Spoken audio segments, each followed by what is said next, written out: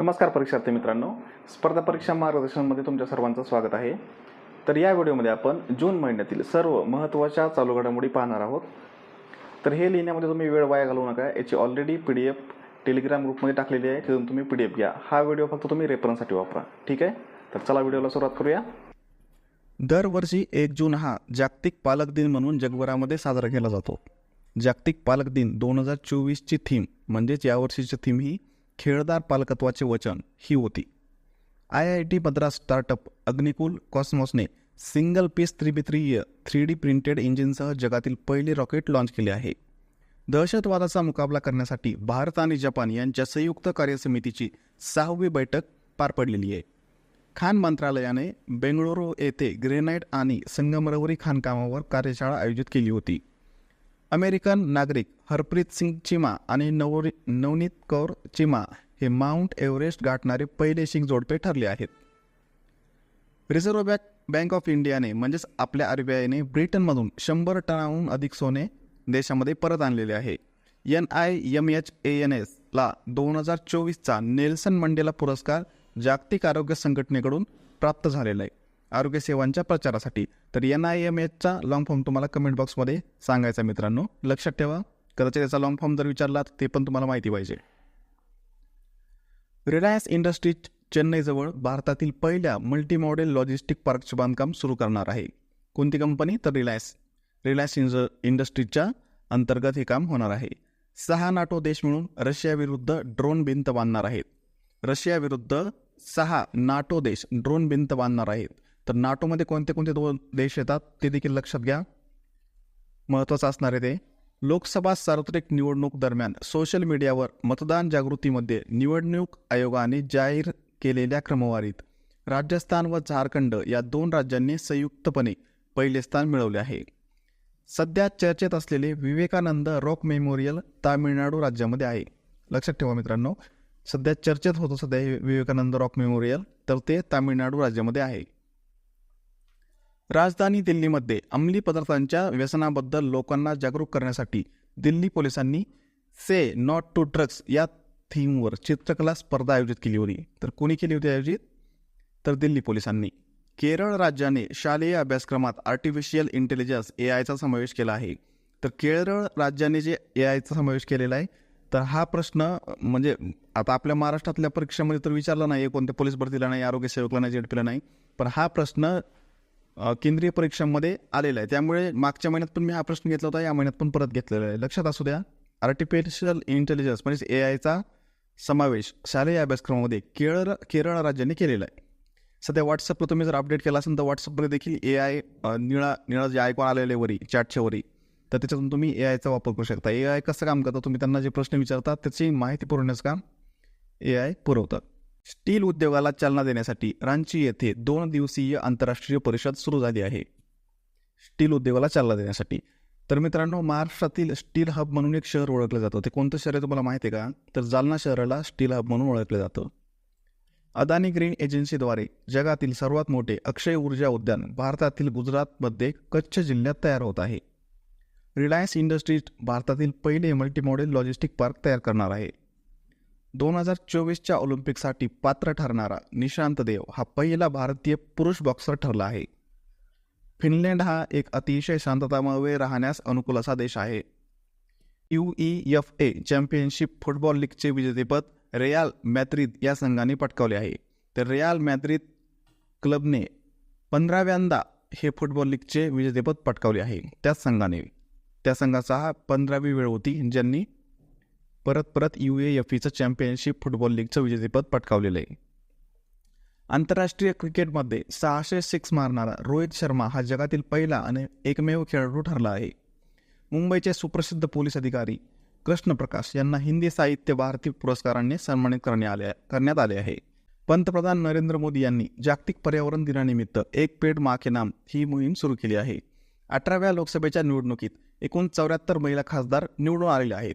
आणि मित्रांनो, तुम्हाला माहिती आहे का, त्यामध्ये लोकसभा निवडणुकीत महाराष्ट्र राज्यातून 7 महिला खासदार निवडून आलेले आहेत. तर त्या 7 महिला खासदार कोण आहेत तर नक्की बघा एकदा. महाराष्ट्रातून 7 आणि एकूण संपूर्ण भारतामधून 74 महिला खासदार या निवडून आलेल्या आहेत 18व्या लोकसभेमध्ये.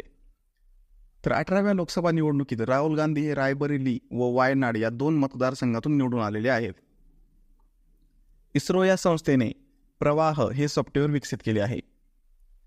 तंबाखू सेवन नियंत्रण करण्यासाठी पी.व्ही. सिंधू यांना ब्रँड अँबॅसेडर म्हणून निवडण्यात आलेलं आहे, तंबाखू सेवनाचं नियंत्रण करण्यासाठी. दरवर्षी 7 जून रोजी जगभरात जागतिक अन्न सुरक्षा दिन साजरा केला जातो. भारतीय वंशाच्या अंतराळवीर सुनीता विल्यम या पहिल्या क्रू मिशनमध्ये बोईंग स्टारलाईनमधून अंतराळात उड्डाण करणाऱ्या पहिल्या महिला ठरलेल्या आहेत. तर याविषयी अधिक माहिती बघायचं म्हटलं तर मित्रांनो, सुनीता विल्यम या भारतीय वंशाच्या आहेत अंतराळवीर, ज्या नासाच्या स्टारलाईन मोहिमेअंतर्गत त्या 3ऱ्यांदा अंतराळात पोहोचलेल्या आहेत आणि त्यांनी यावेळेस गणपतीची मूर्ती आणि भगवद्गीता अंतराळामध्ये नेलेली आहे. तर आपण पुढच्या भागामध्ये आता महत्त्वाच्या योजना बघूयात. कोणत्या राज्यामध्ये कोणत्या महत्त्वाच्या योजना चालतात, काही वेळेस या जोड्यालामध्ये विचारतात किंवा ऑनलाईनमध्ये देखील असे प्रश्न विचारतात. मुख्यमंत्री संपूर्ण पुष्टी योजना ओडिशा राज्याची आहे. मुख्यमंत्री कृषक मित्र योजना मध्य प्रदेशची आहे. मुख्यमंत्री ग्रामीण आवास न्याय योजना ही छत्तीसगड राज्याची आहे. मुख्यमंत्री अल्पसंख्याक उद्यमी योजना ही बिहार राज्याची आहे. मुख्यमंत्री लोकसेवक आरोग्य योजना आसाम. युवा मितान परिवहन योजना छत्तीसगड. अबुआ बीर दिशोम योजना झारखंड. तर श्रेष्ठ योजना ही अनुसूचित जातीच्या विद्यार्थ्यांना सर्वोत्तम खाजगी निवासी शाळांमध्ये प्रवेश मिळवण्यासाठी आहे. आणि पुढचे महत्त्वाचे म्हणजे लेक लाडकी योजना आपली महाराष्ट्राची आहे, हे देखील लक्षात असू द्या. आणि त्यामध्ये अजून एक म्हणजे मुख्यमंत्री सुख आश्रय योजना ही हिमाचल प्रदेशची आहे, हे एक लक्षात असू द्या. नुकत्याच काही लोकसभेच्या तर निवडणूक झालेल्या आहेत, पण काही राज्याचे देखील नवनियुक्त मुख्यमंत्री झालेले आहेत, त्या संबंधित बघूयात. राजस्थानचे नवीन मुख्यमंत्री हे भजनलाल शर्मा. मध्य प्रदेशचे मोहन यादव. छत्तीसगड विष्णुदेव साई. मिझोरामचे लाल दुहोमा. तेलंगणाचे रेवंत रेड्डी. सिक्कीमचे प्रेम सिंग तमांग. हरियाणाचे नायब सैनी. झारखंडचे संपई सोरेन. ओडिशा राज्याचे मोहन चरण माझी आणि आंध्र प्रदेशचे चंद्रबाबू नायडू हे नवीन मुख्यमंत्री झालेले आहेत, लक्षात असू द्या. पुढचा प्रश्न बघूया. हा प्रश्न महत्त्वाचा असणार आहे मित्रांनो. तर तुळजापूर येथील देवीदास सौदागर यांच्या उसवण या कादंबरीला साहित्य अकादमीचा मराठी भाषेतील युवा पुरस्कार जाहीर झालेला आहे. तर इंग्रजी भाषेतील युवा साहित्य पुरस्कार हे के व्यंकटेश यांनाच जाहीर झालेला आहे, ही देखील लक्षात असू द्या. तर लेखक देवीदास सौदागर हे धाराशिव जिल्ह्याशी संबंधित आहेत, कारण तुळजापूर हे जे ठिकाण आहे ते धाराशिव जिल्ह्यामध्ये येतं. धाराशिवचं नुकतंच नाव बदललेलं आहे, त्या अगोदर त्यांचं उस्मानाबाद जिल्हा असं होतं. नुकतेच राजर्षी शाहू पुरस्कार देखील वितरित झालेले आहेत. त्यामध्ये ज्येष्ठ विचारवंत पन्नालाल सुराणा यांना तो राजर्षी शाहू महाराज पुरस्कार प्राप्त झालेला आहे. पुढचा प्रश्न बघूया. 2024 साठी साहित्य अकादमीचा मराठी भाषेतील बाल साहित्य पुरस्कार भारत सासने यांना जाहीर झालेला आहे. तर भारत सासने यांच्या समशेर आणि भूत बंगला या कादंबरीला साहित्य अकादमीचा बाल पुरस्कार जाहीर झालेला आहे, हे लक्षात असू द्या.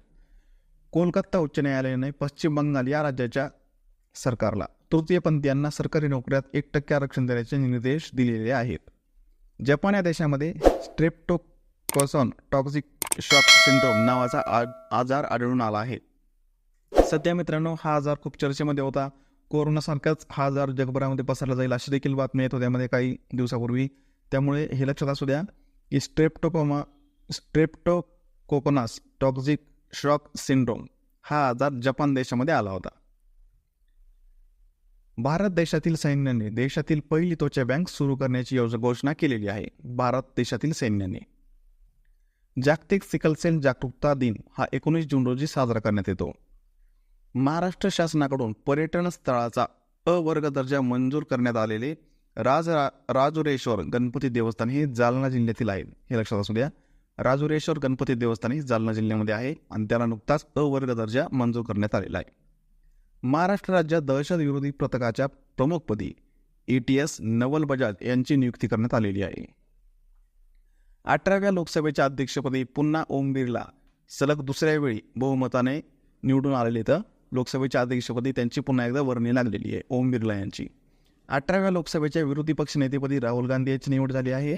तर मित्रांनो तुम्हाला हे माहिती आहे का की हे पद मिळवण्यासाठी लोकसभेतील एकूण संख्याबळापैकी म्हणजेच 543 जागांपैकी किमान 10% सदस्य त्या पक्षाचे असणं आवश्यक असतं. तर यावेळेस विरोधी पक्षनेते म्हणून राहुल गांधी यांची निवड झालेली आहे. लोकसभेविषयी आपण थोडक्यात माहिती बघूयात. आपण इथं चित्रांसोबत दिलेलं आहे, जेणेकरून तुमच्या लवकर लक्षात राहावं. लोकसभेचे अध्यक्ष हे ओमप्रकाश बिर्ला आहेत. सभागृह नेते म्हणून नरेंद्र मोदीजींना ओळखतो आपण. ते सध्या भारताचे तिसऱ्यांदा पंतप्रधान झालेले आहेत. आणि विरोधी पक्ष नेते म्हणून राहुल गांधी यांची वर्णी लागलेली आहे. राज्यसभेविषयी माहिती बघायची झालं तर सभापती जगदीप धनगड हे आहेत, जे की महाराष्ट्र ते भारताचे उपराष्ट्रपती म्हणून कार्यरत आहेत. सभागृह नेते म्हणून JP नड्डा यांना आपण ओळखतो, की जे भारतीय जनता पार्टीचे नेते आहेत. आणि विरोधी पक्ष नेतेमध्ये मल्लिकार्जुन खरगे आहेत, जे काँग्रेस पक्षाचे आहेत. तर राज्यसभेविषयी अधिक माहिती सांगायचं म्हणजे राज्यसभा ही राज्यांचे प्रतिनिधित्व करते. तर मित्रांनो, हे होते जून महिन्यातील सर्व महत्त्वाचे चालू घडामोडी, जे आपण थोडक्यामध्ये पाहिले वन लाईनर स्वरूपामध्ये. तर याची PDF टेलिग्राम ग्रुपमध्ये टाकलेली आहे. तिथून तुम्ही PDF घ्या, रिव्हिजनसाठी तुम्हाला फायद्याचं ठरेल. आणि जानेवारी ते जून सर्व PDF मी ग्रुपमध्ये टाकलेले आहेत. तिथून तुम्ही घ्या, किंवा माझ्या गुगल ड्राईव्हची लिंक देखील टाकलेली आहे टेलिग्राम ग्रुपमध्ये. गुगल ड्राईव्हवरून तुम्ही डाउनलोड करू शकता. तर लाईक करा, चॅनलला सबस्क्राईब करा. काही सूचना असतील तर कमेंट बॉक्समध्ये सांगा. तुमच्या सूचनांचं स्वागत आहे. ठीक आहे, धन्यवाद.